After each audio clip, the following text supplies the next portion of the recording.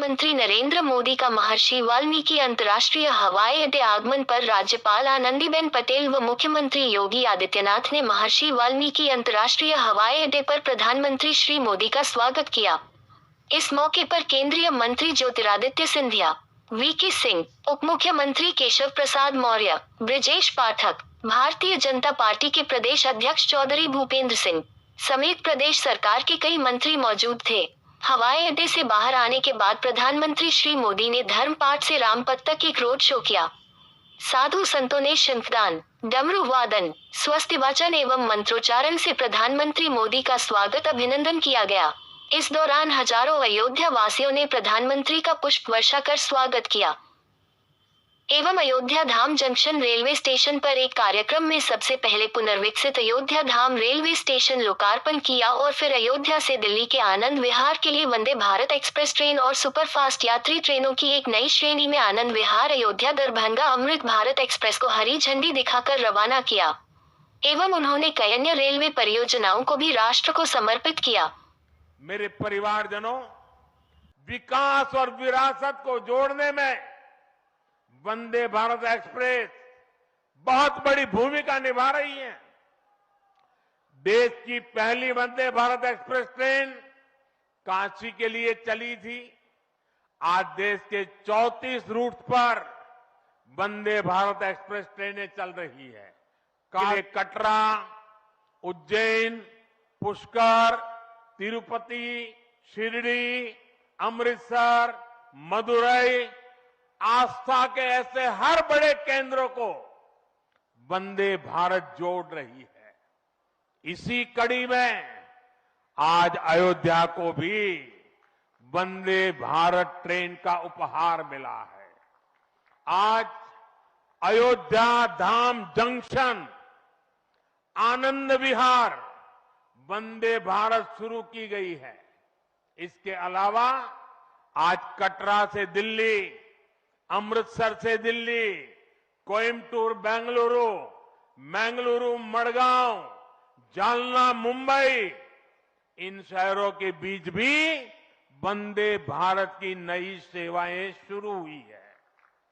वंदे भारत में गति भी है, वंदे भारत में आधुनिकता भी है और वंदे भारत में आत्मनिर्भर भारत का गर्व भी है। बहुत ही कम समय में वंदे भारत से 1.5 करोड़ से अधिक यात्री सफर कर चुके हैं। विशेष तौर पर युवा पीढ़ी को ये ट्रेन बहुत पसंद आ रही है। साथियों, हमारे देश में प्राचीन काल से ही तीर्थ यात्राओं का अपना महत्व रहा है, अपना गौरवशाली इतिहास रहा है।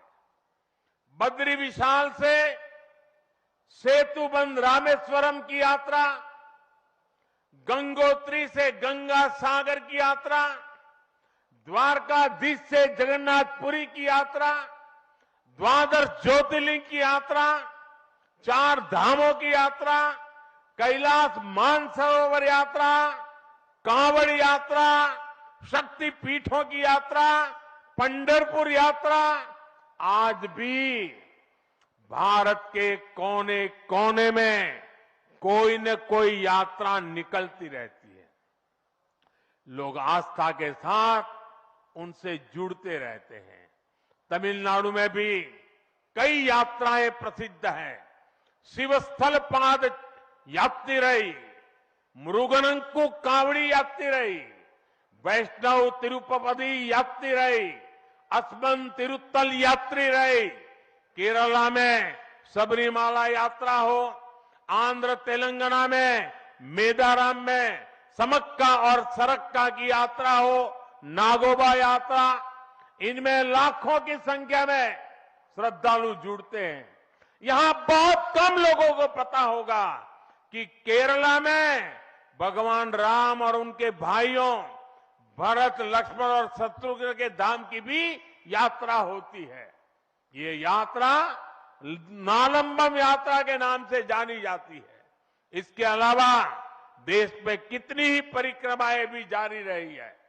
गोवर्धन परिक्रमा, पंचकोशी परिक्रमा, 84 कोसी परिक्रमा, ऐसी यात्राओं और परिक्रमाओं से हर भक्त का ईश्वर के प्रति जुड़ाव और मजबूत होता है। बौद्ध धर्म में भगवान बुद्ध से जुड़े स्थलों गया, लुम्बिनी, कपिलवस्तु, सारनाथ, कुशीनगर की यात्राएं होती हैं। राजगीर बिहार में बुद्ध अनुयायियों की परिक्रमा होती है। जैन धर्म में पावागढ़, समेत शिखर जी, पालीताना, कैलाश की यात्रा हो। सिखों के लिए पंच तख्त यात्रा और गुरुधाम यात्रा हो। अरुणाचल प्रदेश में नॉर्थ ईस्ट से परशुराम कुंड की विशाल यात्रा हो। इनमें शामिल होने के लिए श्रद्धालु पूरी आस्था के साथ जुड़ते हैं। देश भर में सदियों से हो रही इन यात्राओं के लिए वैसा ही समुचित इंतजाम भी किए जाते हैं। अब अयोध्या में हो रहे ये निर्माण कार्य यहां आने वाले हर राम भक्त के लिए अयोध्या धाम की यात्रा को, भगवान के दर्शन को और आसान बनाएंगे।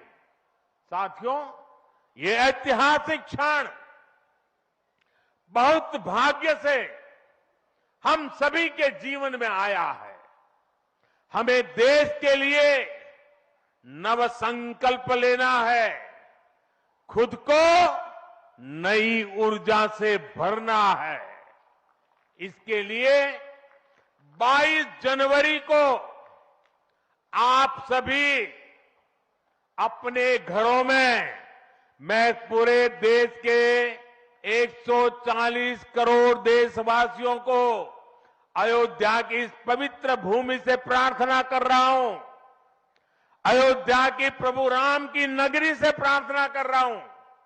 मैं 140 करोड़ देशवासियों को हाथ जोड़ करके प्रार्थना कर रहा हूं कि आप 22 जनवरी को जब अयोध्या में प्रभु राम विराजमान हो, अपने घरों में भी श्री राम ज्योति जलाएं, दीपावली मनाएं। 22 जनवरी की शाम पूरे हिंदुस्तान में जगमग जगमग होनी चाहिए। लेकिन साथ ही मेरे सभी देशवासियों से एक करबद्ध प्रार्थना और भी है। हर किसी की इच्छा है कि 22 जनवरी को होने वाले आयोजन का साक्षी बनने के लिए वो स्वयं अयोध्या आए।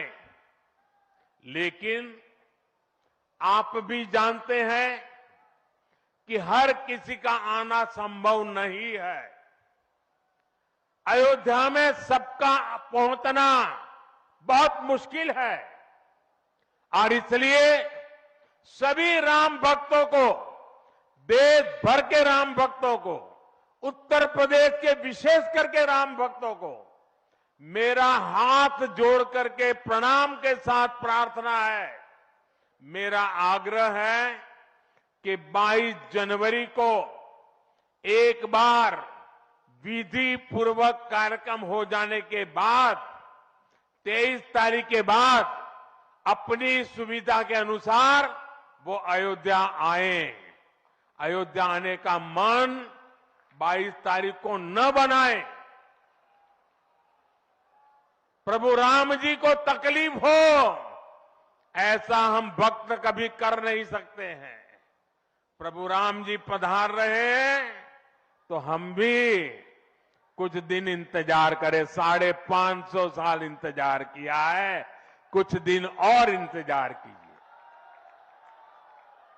और इसलिए सुरक्षा के लिहाज से, व्यवस्था के लिहाज से मेरी आप सबसे बार बार प्रार्थना है कि कृपा करके, क्योंकि आप प्रभु राम के दर्शन, अयोध्या का नव्य भव्य दिव्य मंदिर आने वाली सदियों तक दर्शन के लिए उपलब्ध है। आप जनवरी में आए, फरवरी में आए, मार्च में आए, 1 साल के बाद आए, 2 साल के बाद आए, मंदिर है ही। और इसलिए 22 जनवरी को यहां पहुंचने के लिए भीड़भाड़ करने से आप बचिए, ताकि यहां जो व्यवस्था है, मंदिर के जो व्यवस्थापक लोग हैं, मंदिर का जो ट्रस्ट है, हमें इतना पवित्र काम उन्होंने किया है, इतनी मेहनत करके किया है, पिछले 3-4 साल से दिन रात काम किया है, उनको हमारी तरफ से कोई तकलीफ नहीं होनी चाहिए। और इसलिए मैं बार बार आग्रह करता हूं कि 22 को यहां पहुंचने का प्रयास हम न करें। कुछ ही लोगों को निमंत्रण गया है, वे लोग आएंगे और 23 के बाद सारे देशवासियों के लिए आना बड़ा सरल हो जाएगा। साथियों, आज मेरा एक आग्रह मेरे अयोध्या के भाई बहनों से, आपको देश और दुनिया के अनगिनत अतिथियों के लिए तैयार होना है। अब देश दुनिया के लोग लगातार हर रोज अयोध्या आते रहेंगे, लाखों की तादाद में लोग आने वाले हैं, अपनी अपनी सुविधा से आएंगे। कोई 1 साल में आएगा, 2 साल में आएगा, 10 साल में आएगा, लेकिन लाखों लोग आएंगे। और ये सिलसिला अब अनंत काल तक चलेगा, अनंत काल तक चलेगा। इसलिए अयोध्या वासियों को, आपको भी एक संकल्प लेना है, और ये संकल्प है अयोध्या नगर को भारत का सबसे स्वच्छ शहर बनाने का। ये स्वच्छ अयोध्या, ये अयोध्या वासियों की जिम्मेदारी है, और इसके लिए हमें मिलकर हर कदम उठाना है। मैं आज देश के सभी तीर्थ क्षेत्रों और मंदिरों से अपना आग्रह दोहराऊंगा। देश भर के लोगों से मेरी प्रार्थना है, भव्य राम मंदिर के निर्माण के निमित्त 1 सप्ताह पहले 14 जनवरी मकर संक्रांति के दिन से पूरे देश के छोटे मोटे सब तीर्थ स्थलों पर स्वच्छता का एक बहुत बड़ा अभियान चलाया जाना चाहिए। हर मंदिर, हिंदुस्तान के हर कोने में हमें उसकी सफाई का अभियान मकर संक्रांति 14 जनवरी से 22 जनवरी तक हमें चलाना चाहिए। प्रभु राम पूरे देश के हैं, और प्रभु राम जी जब आ रहे हैं तो हमारा एक भी मंदिर, हमारा एक भी तीर्थ क्षेत्र उसका और उसके परिसर के इलाके का अस्वच्छ नहीं होना चाहिए, गंदगी नहीं होना चाहिए। साथियों, अब से कुछ देर पहले मुझे अयोध्या नगरी में ही एक और सौभाग्य प्राप्त हुआ है। आज मुझे खुशी है ये बताते हुए कि उज्ज्वला गैस कनेक्शन की 10 करोड़वीं लाभार्थी बहन के घर मुझे जाकर के चाय पीने का मौका मिला। जब 1 मई 2016 को हमने यूपी के बलिया से उज्ज्वला योजना शुरू की थी, तो कोई कल्पना भी नहीं कर सकता था कि ये योजना सफलता की इस ऊंचाई पर पहुंचेगी।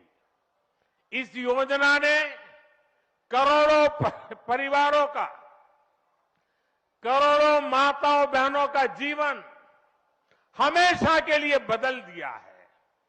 उन्हें लकड़ी के धुएं से मुक्ति दिलाई है। साथियों, हमारे देश में गैस कनेक्शन देने का काम 60-70 साल पहले शुरू किया गया था, 6-7 दशक पहले। लेकिन 2014 तक हालत ये थी कि 50-55 साल में सिर्फ 14 करोड़ गैस कनेक्शन ही दिए जा चुके थे, यानी 5 दशक में 14 करोड़। जबकि हमारी सरकार ने एक दशक में 18 करोड़ नए गैस कनेक्शन दिए हैं और इस 18 करोड़ में 10 करोड़ गैस कनेक्शन मुफ्त में दिए गए हैं, उज्ज्वला योजना के तहत दिए गए हैं। जब गरीब की सेवा की भावना हो, जब नियत नेक हो, तो इसी तरह से काम होता है, इसी तरह के नतीजे मिलते हैं। आजकल कुछ लोग मुझसे पूछते हैं कि मोदी की गारंटी में इतनी ताकत क्यों है? मोदी की गारंटी में इतनी ताकत इसलिए है क्योंकि मोदी जो कहता है वो करने के लिए जीवन खपा देता है। मोदी की गारंटी पर आज देश को इसलिए भरोसा है क्योंकि मोदी जो गारंटी देता है उसे पूरा करने के लिए दिन रात एक कर देता है।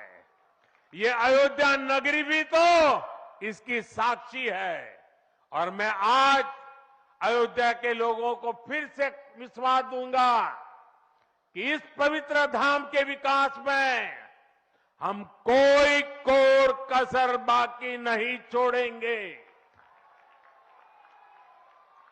श्री राम हम सभी पर आशीर्वाद रखें, इसी कामना के साथ अपनी वाणी को विराम देता हूं।